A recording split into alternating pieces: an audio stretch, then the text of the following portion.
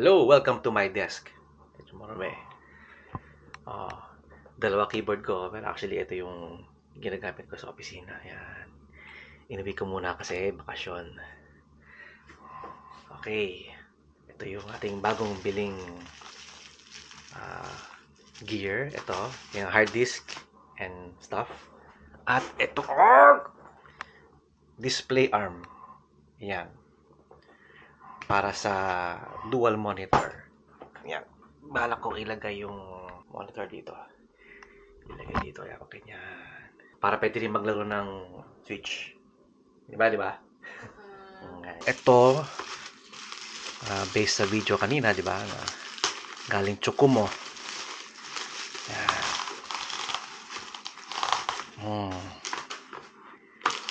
This is Seagate Barracuda. Yan. Na 2 terabytes. Yan. Barracuda. 7200 RPM. Ngayon lang ako nakakita ng hard disk na naka-box. Na Seagate. Diba nung lumalaki tayo, naka-plastic lang, naka-clamshell, ganun. Pero ngayon lang ako nakakita ng Seagate hard disk na naka-box. Tapos, bumili ako ng SATA cable para dito. Siyempre, hindi ko alam kung may kasamang cable to. Never pa ako nakabukas ng ganito eh. Ito yung binili kong may angle.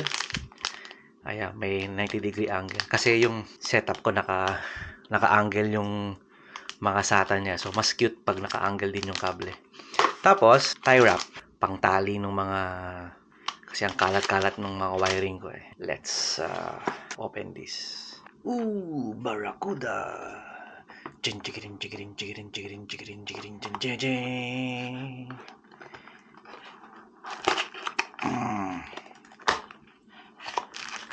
Sabi dun sa may 1 month warranty. So nagbayad ako ng parang 1 month warranty na kung sakaling wala kalman.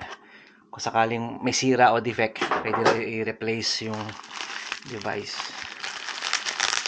So, mayroon siyang bubble wrap. Ito, plastic lang siya. Ito yung ito yung anti-static bag niya. Ayan. Naubusan na kasi ako ng space eh.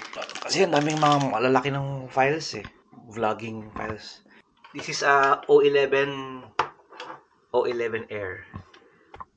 Pakita ko kasi yung itsura niya sa likod. Dito yung mga hard disk.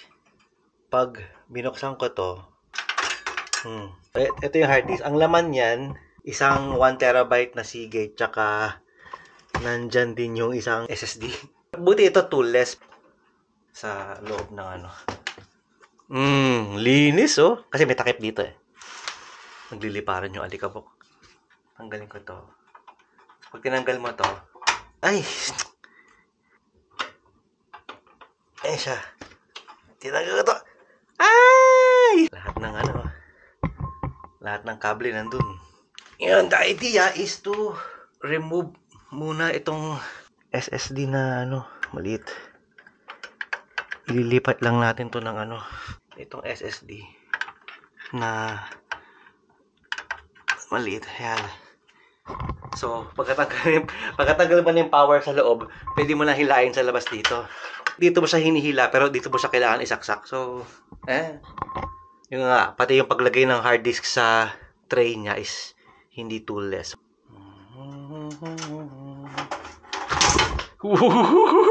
Tigna! Hindi ko na nasakali na maayos kanina. Okay, ito na yung bago. Peekaboo! Nakalabas siya. Pwede ba sa likod na lang dito? Diyan. Ito rin. Pwede lipat ko na lang sila lang. You make kabit this hard disk into a basket. Dito.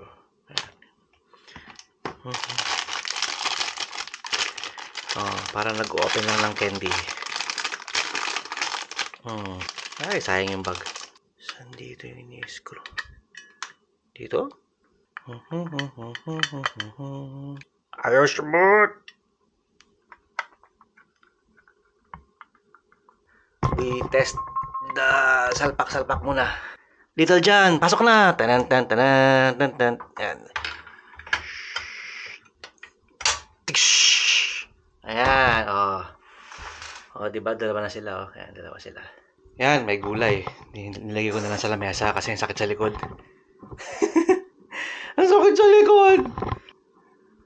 Ayan, kapit yung power. Power! Ayan. Ito na may bago ngayon. Wala na siyang wala na siyang clip-clip. Saksak na lang siya. Hindi.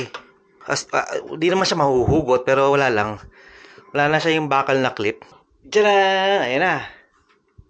Buti na lang may provision to para ikabit yung SSD na pwede mo ikabit yung power from the other side. Yan. Kasi may butas siya dito para mapalusot mo yung power tsaka yung SATA data.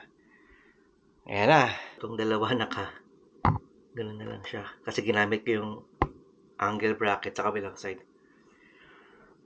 Alikabok na ba yan? Kailangan ko ng vacuum cleaner. Tingnan natin kung okay, buhay pa yung dalawang hard disk. Ito yung SSD. So, nandyan yung mga projects ko. Yan, ito. Ito yung video kanina. Yan. So, yung Samsung SSD buhay. Ito yung original na 1 terabyte. Okay, buhay naman. Ayun, na-detect yung 2 terabyte hard drive. Yeah. So, itong 1 terabyte. Ano ba to?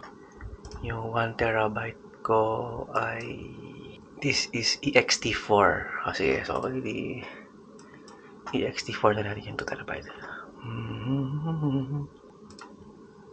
Format partition.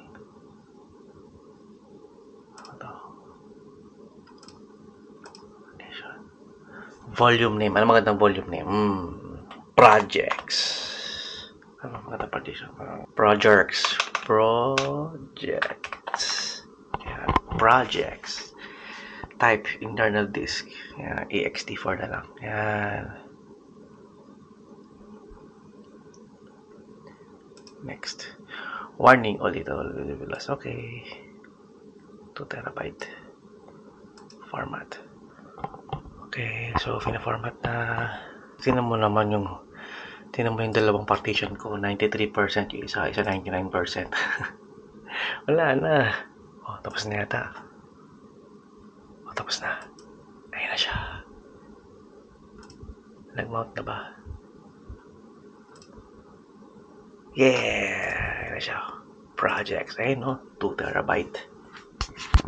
Yeah! Okay na siya. Ito naman, kawawa naman yung mga punong-puno, 93%, 99%.